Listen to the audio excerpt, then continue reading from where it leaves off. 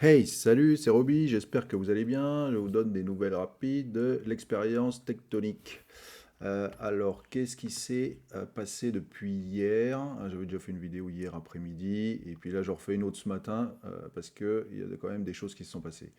Ce qui s'est passé, c'est ça, c'est le tonique qui a fait une grosse chute d'un coup, et on va regarder ça en détail. Alors avant d'aller là-dedans, quand on regarde ma position, donc j'ai remprunté un peu de tonique hier et donc la position s'est encore améliorée avec un profil à temps de 269 dollars. Donc c'est vraiment bien, ça marche pas mal cette affaire.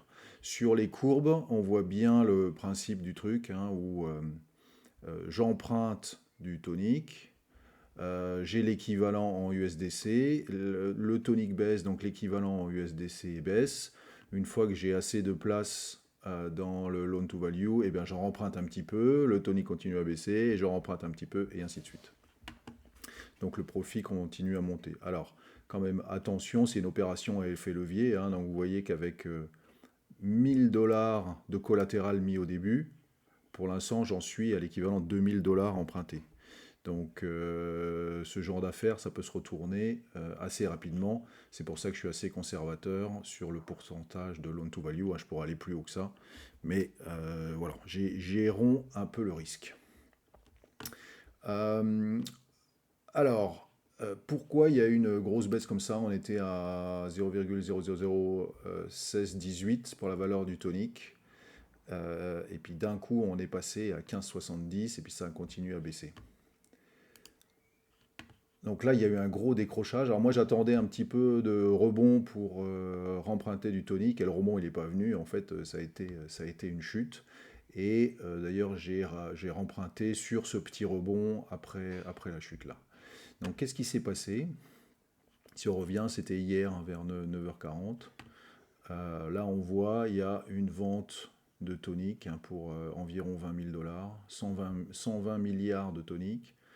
60 milliards de toniques pour environ 10 000 dollars, 60 milliards de toniques pour 10 000 dollars, 60 milliards de toniques, donc vraiment des gros montants qui sont vendus.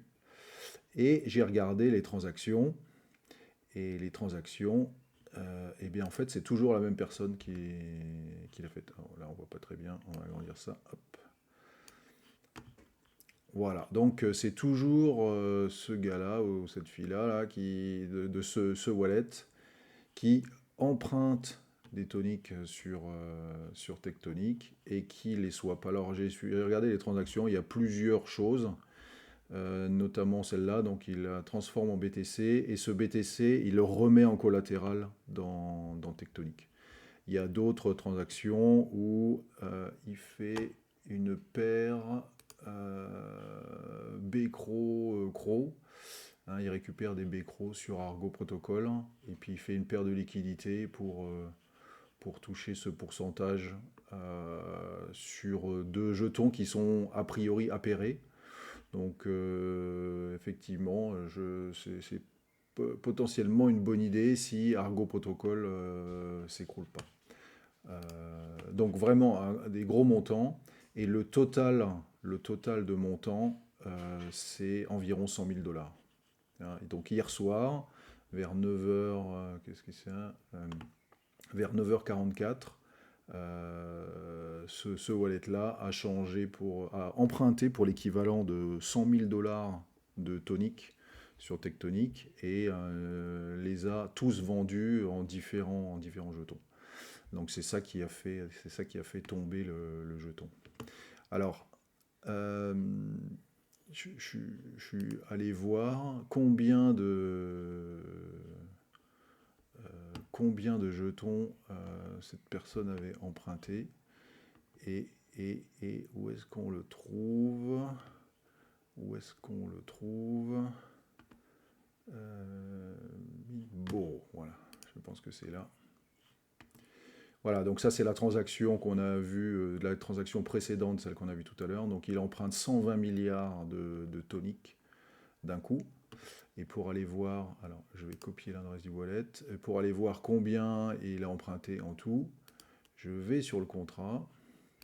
Donc ça, c'est d'ailleurs la première étape des discussions sur l'interaction directe avec le contrat.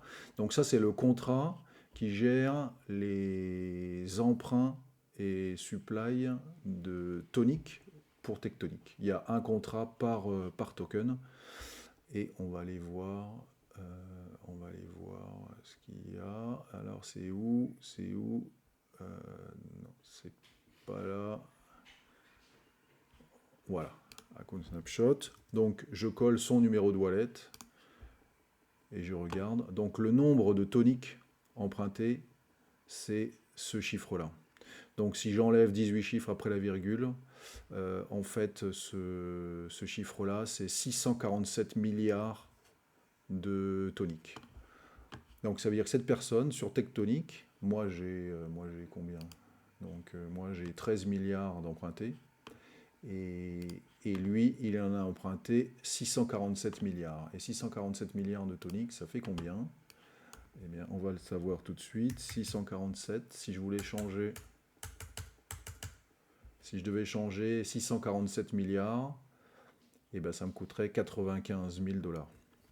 Sachant que hier, j'avais fait le même calcul, hier soir, juste après la manip, et c'était 99 000 $.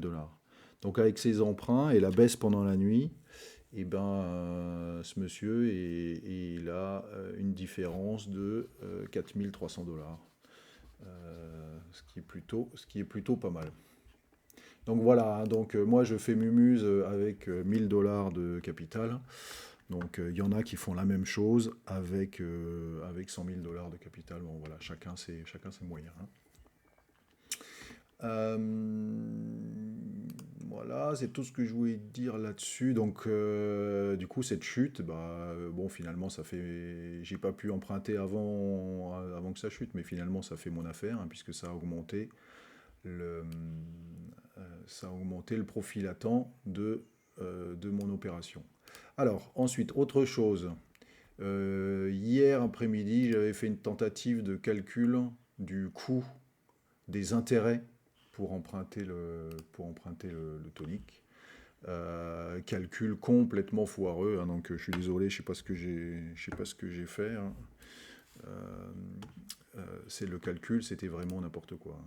Donc si je reviens ici et je compte tous ces chiffres-là, donc ça c'est tous les toniques que j'ai empruntés. Donc j'en ai emprunté pour 13 milliards 200 millions. Et ici, on voit que je dois 13 milliards 364 millions. Donc la différence, donc soit environ 164 millions, la différence, c'est les intérêts. Alors j'ai modifié ma feuille pour les calculer directement, hein, donc ça fait 164 millions de toniques d'intérêts.